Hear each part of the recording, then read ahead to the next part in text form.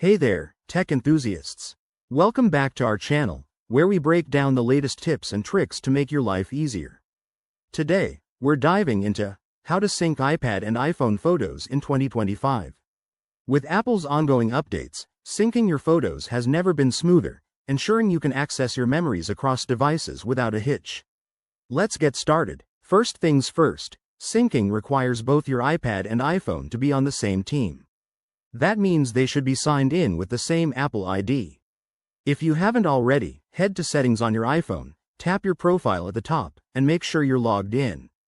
Do the same on your iPad, it's that simple. Next, let's enable iCloud Photos, which is the backbone of this process. On your iPhone, go back to Settings, select your name, then tap iCloud, and scroll down to Photos. Toggle on iCloud Photos. This will allow your photos to upload and sync automatically. Now, switch to your iPad and repeat the steps. Settings, your name greater than iCloud greater than Photos, and turn it on. In 2025, Apple has made this even faster with improved background syncing, so you won't have to wait long.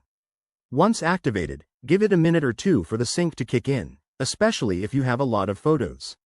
You can check progress in the Photos app on both devices. If you're dealing with a large library, make sure you have a stable Wi-Fi connection and enough iCloud storage. Apple offers upgrades if needed. One quick tip. If syncing doesn't work right away, restart both devices or check for any software updates in Settings, General, Software Update.